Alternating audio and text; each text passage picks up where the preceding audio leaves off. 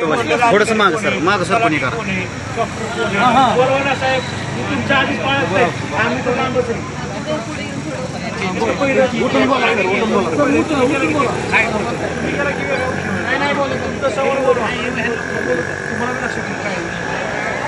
सर्वांना नमस्कार.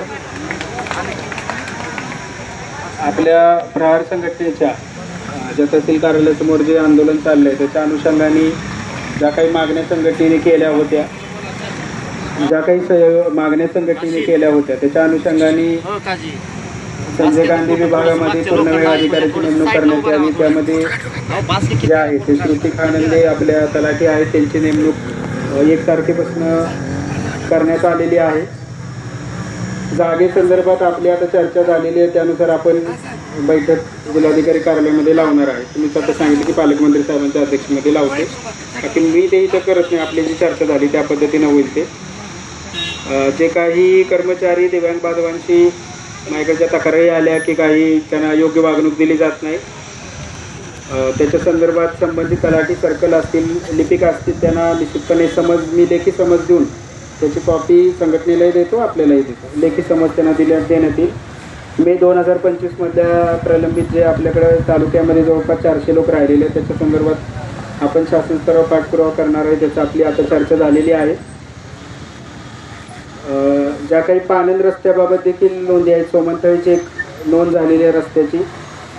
जे काही आदेशामध्ये गट होते त्याच्या नोंदी झाल्या. जे काही आदेशामध्ये गट नाही त्याबाबत आमची आता चर्चा झाली. अर्जाप्रमाणे स्थळपाणी करून त्याच्याबाबत नोंदी होईल.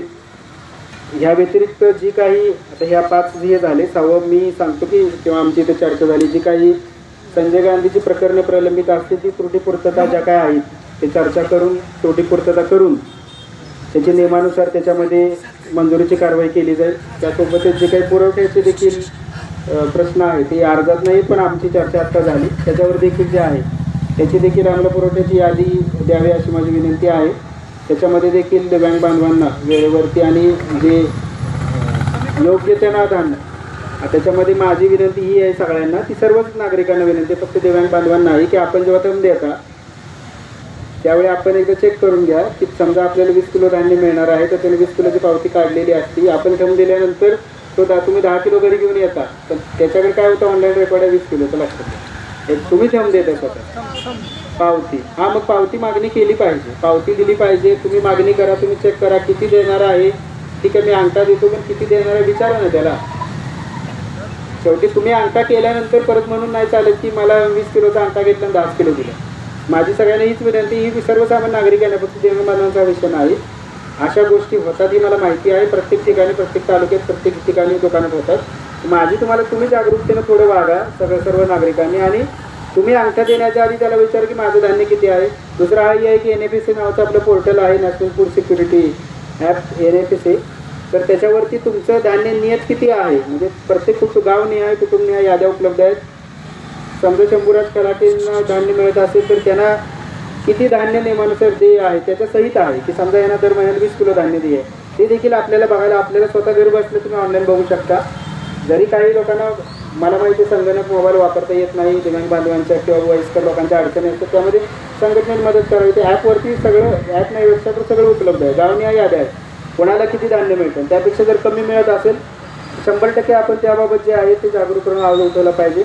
बाकी याच्या व्यतिरिक्त जरी काही प्रश्न वेळोवेळी येतील ते आपण निश्चितपणे मार्गी लावण्याचा प्रयत्न करू. संघटनेला माझं नेहमी सहकार्य राहिलेलं आहे, यापुढे देखील राहील. माझी त्यांना विनंती आहे की आपण प्रशासनाच्या विनंतीला मान्य देऊन आपलं आंदोलन कार्यालय शिफ्ट करायची मागणी आली होती की संजय गांधीचं जे मागच्या बाजूला आहे ते पुढच्या बाजूला घ्यावं. त्याच्याबाबत आता आपलं त्या ठिकाणी जनगणना कक्ष आहे. जनगणनेचा पहिला टप्पा जो आहे तो 16 मे ते 15 जूनपर्यंत चालणार आहे. तर त्याचं कामकाज म्हणजे त्यानंतर एक 4-5 दिवस धरा, ती संपल्यानंतर जूनच्या अखेरीस आपण ते जे आहे ते पुढच्या बाजूला निश्चितपणे घेणार आहे. ते मी इथं करतो. अजून करायला तर माझी विनंती आहे प्रशासनातर्फे प्रहार आता बोललं एवढं रेकॉर्ड चाललं इथं पत्रकार आहेत असं नाही ना. देतो म्हटलं की म्हणजे मी असं इथं आता बोलणार कॅमेऱ्यासमोर आणि वेगळं लिहिणार असं नाही. मी लेखी समज देतो संबंधितांना आपली जशी चर्चा झाली ते चुकीचं आहे. कुठल्याही दिव्यांग बांधवालाच नाही, सगळ्यांना, सगळ्या नागरिकांना सन्मानाची वागणूक दिली पाहिजे, कुठलाही नागरिक असू दे. ऑफिसमध्ये तुमचे ऑफिसमध्ये असताना काय होतं डॉक्टर अजून डॉक्टर आलाय का बघा बघा तुमचा आदेश किती माझी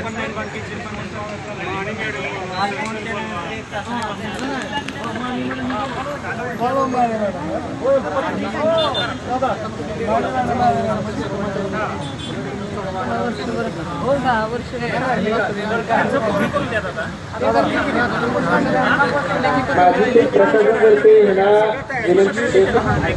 विनंती आहे. आता बोलू तर का नको.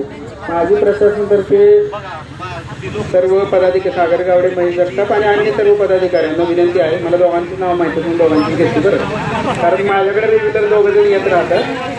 माझी सगळ्यांना विनंती आहे, सगळेच काय मी म्हटलं ना की आपण प्रशासना विनंतीला मान देऊन ते आपलं उपोषण थांबवून 15-20 मिनिटं तुम्हाला देतो. मी सांगतो सगळ्याला सर तुम्ही तिथे उभा राहा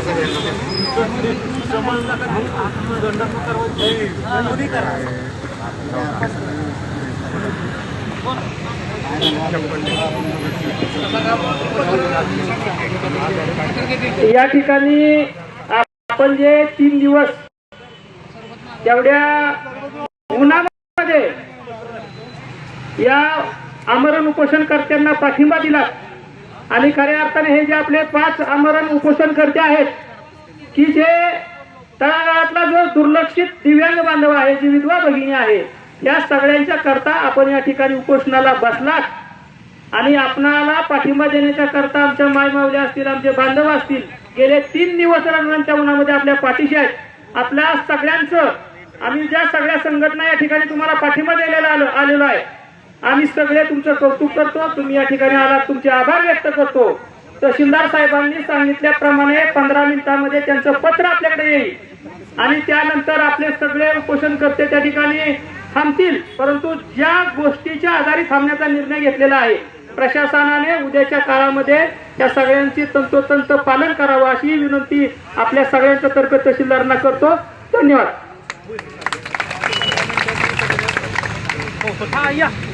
उपोषण लगेच सुटणार नाही.